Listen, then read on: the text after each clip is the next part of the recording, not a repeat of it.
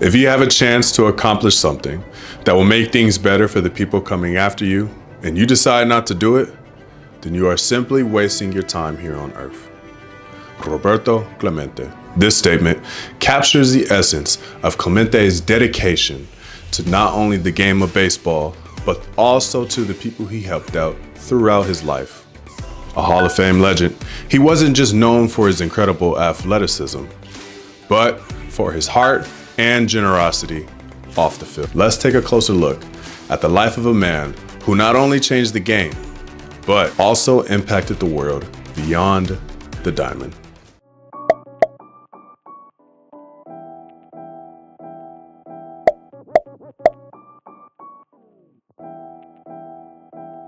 Yo, what is up, my people, and welcome back to the list of our top 10 most influential African-American baseball players. This list is moving by fast, and we are on number 6. Before we get started, there are 2 things we need to do. First, you need to like this video, subscribe to my channel, and maybe even drop a comment if you see anything extra in the video you would like to say something. I'm responding to every single comment. And the second thing we have to do is, let me go ahead, repping my TCU Frogs as always, so we can start this video off like we've started every video off, with a salute to the Negro Leagues by tipping our hat to the men who helped provide a safe platform for African Americans to play baseball during the segregation era. Truly, truly grateful. All right, so let's get it started. The next person on our list is none other than El Cometa de Carolina, the great one, Roberto Clemente. Hola mi gente de Puerto Rico, bienvenidos a mi canal. Por favor, suscribir a mi canal y empujes el like button aquí en este video. Si no entiendes inglés, está bien.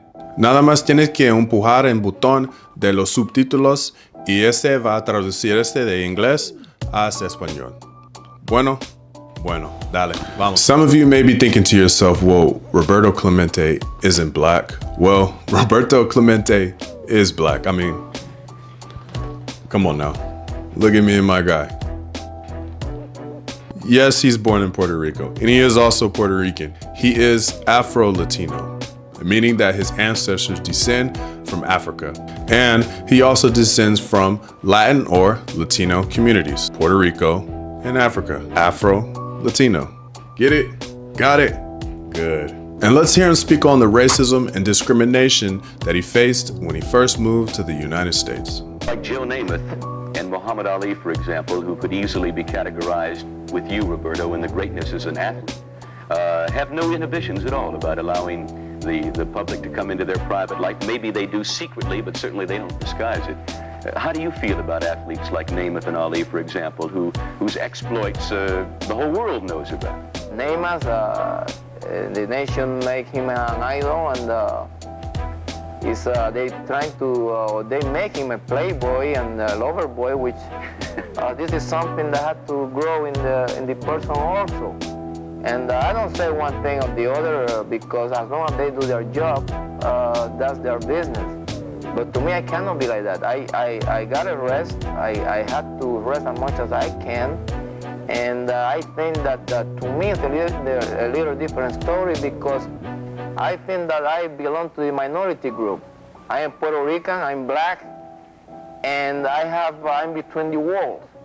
So anything that I do, first I will be reflected on me because I'm black, and second I will be reflected on me because I am Puerto Rican. So at this time, we're talking 1950s, 1960s. In America was segregated, but down in Puerto Rico, it was not segregated. Colored people and whites were able to eat in the same place, use the same bathroom, go to the same schools, etc., etc. No Jim Crow laws. So when Clemente made it to the US, he was just in shock at the racism here. Born into a middle-class family, Roberto grew up with resources, but like he said, his family didn't have a lot of money for extra things. Before coming over to the United States, Clemente showcased his skills in Puerto Rico. In 1952, Clemente was drafted by the Cangrejeros de Santurce, When he was 18 years old, Clemente would play for the Cangrejeros for 5 years. Even with Clemente eventually being signed to the MLB, he continued to play for the Cangrejeros in the Winter League. During his time with the Cangrejeros, Clemente was signed by the Brooklyn Dodgers, where he played in their farm system in Montreal up until the Pittsburgh Pirates drafted away Clemente from the Dodgers in fall of 1954. By 1955, Clemente made his major league debut with the Pittsburgh Pirates. Did you know that Roberto Clemente is the only one in MLB history to hit a walk-off grand slam inside the park home run?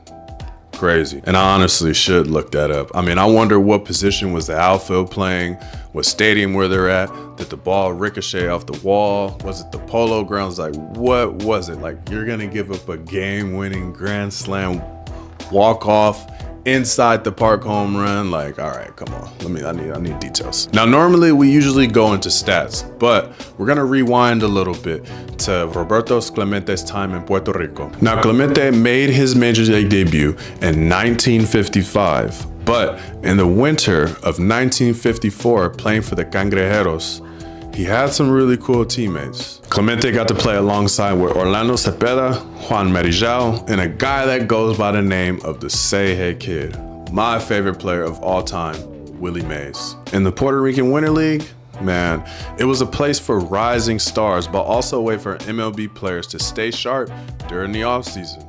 Remember, the World Series is in October. If your team didn't make it to the playoffs or the World Series, that is a long off. The Winter Leagues is a great way for pros to sharpen up their skills in the offseason. Remember, this is 1954. Clemente didn't make his major league debut till 1955. So, Roberto Clemente was playing in the same outfield as Willie Mays. Now, Willie was a little rusty, a little bit, not so much. He just had gotten done with his 2 years in the Army, and he was ready to polish up his skills and get back to the MLB. But what a great opportunity for Clemente. Learning from one of the best, you know what, my GOAT, my best player of all time, Willie Mays. Not a bad gig for Clemente, right? Being able to learn from a great like Willie Mays. I mean, him, Clemente, Willie Mays in the outfield, crazy. You know what? Let's hear from Willie talk about Roberto. But my best player, the guy that I picked, wasn't my teammate. He was Roberto Clemente, who played with the Pirates. I first saw Clemente in 1954 down in Puerto Rico. I had to go out and help him in many ways as far as ground ball was concerned, but he could throw, he could run, he could hit, he could do just about everything. And I think he was pretty close to anybody that played baseball-wise.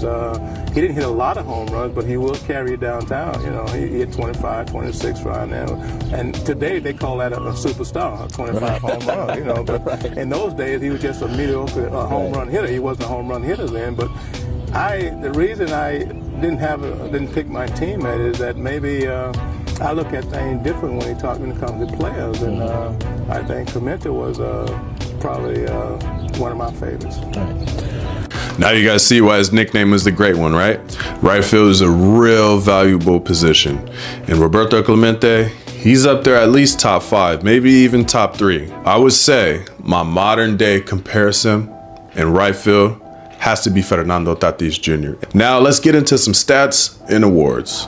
Roberto Clemente had a lifetime batting average of .317. He ended his career with exactly 3,000 hits. He was the National League MVP in 1966, his only one in his career. He was also a 12-time All-Star, 4-time Gold Glove winner, 2-time World Series winner, a World Series MVP, MLB Hall of Famer, and one of the best arms in MLB history. Now, really impressive, right? Clemente had a very respectable career, but due to his untimely demise, which we will get into later, he wasn't able to finish out career how he would like it, and honestly, like everyone would have liked him to finish. Stats and awards are great, but Roberto Clemente's impact extended far beyond the baseball field. Known for his humanitarian work, Clemente used his fame and resources to make a lasting difference in the lives of others, particularly those in need. His dedication and philanthropy was evident in his efforts to support underprivileged communities, both in Puerto Rico and around the world.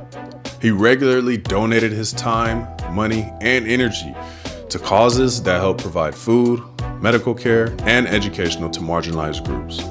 His belief in giving back was rooted in his upbringing, and he saw helping others as an essential part of his role as a public figure. Clemente's commitment to serving others, often at his own expense, inspired countless individuals to follow his example. Clemente's most significant humanitarian act occurred just months before his tragic death in 1972. He was on a mission to deliver supplies to earthquake victims in Nicaragua when the plane he boarded crashed, taking his life at the age of 38. Clemente wanted to deliver supplies personally because he was told his last shipments of donations was intercepted by Nicaraguan authorities. Despite the personal risk and plane needing repairs, Clemente's decision to make the dangerous trip was a testament to his selflessness. His death only heightened his legacy, as his work led to the creation of the Roberto Clemente Foundation. What a great person, and what a great representation of what a great humanitarian looks like. Till this day, Roberto Clemente is still celebrated. In 1971, the MLB dedicated the Roberto Clemente Award, which honors a player who best exemplifies Clemente's commitment to community service. In my opinion, I think the Roberto Clemente Award is way more valuable than any other award, even a World Series trophy.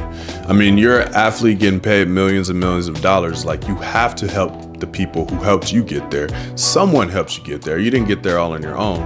And after that, you should help out the area that helped you get to where you've gone. At PNC Park, the Pirates have dedicated a statue to Roberto Clemente. In right field at PNC Park, it is exactly 21 feet high to represent Roberto Clemente, whose jersey number was 21. Like most teams do, and you probably guessed it, the Pirates retired Roberto Clemente's number 21, meaning that no one ever in the Pirates' history can wear the number 21 again. And on September 15th of every year, the MLB celebrates Roberto Clemente Day, where players and teams recognize the life and career of Roberto Clemente. A couple years back, the MLB did this thing where they allowed players to optionally wear the number 21. The MLB has also did this with Jackie Robinson Day, but it's not really more of an option, and you see everyone wearing it. From the managers to the players to the umpires, 42 is everywhere. And honestly, they should do the same thing for Roberto Clemente Day and retire the number 21 everywhere in the MLB. But the life and legacy of Roberto Clemente needs to be put on Front Street. It needs to be put on blast. More people need to know the history of this man's life. I could go on and on and on and on about reasons why Roberto Clemente's number should be retired, but I'm gonna just leave it at that. That's all the time I have today. I appreciate everybody tuning in to my videos. Guys, we just finished number 6. Number 5 is on the way. Make sure you like this video, comment something. I'm responding to every comment. And the most important, subscribe to my channel so you won't miss out who is our number 1 out of the top 10 most influential African-American baseball players. This list has been fun. I've been putting in a lot of work doing these videos, and I cannot wait till we get to number 1. I can't wait to see you guys' reactions. You're gonna love it. Until then, I made a playlist with all these videos. Go ahead, if you missed one, go ahead, rewatch some of the videos. And we will see you soon for our number 5. Take it easy. God bless. Again, Powell guarding a first base line, abounding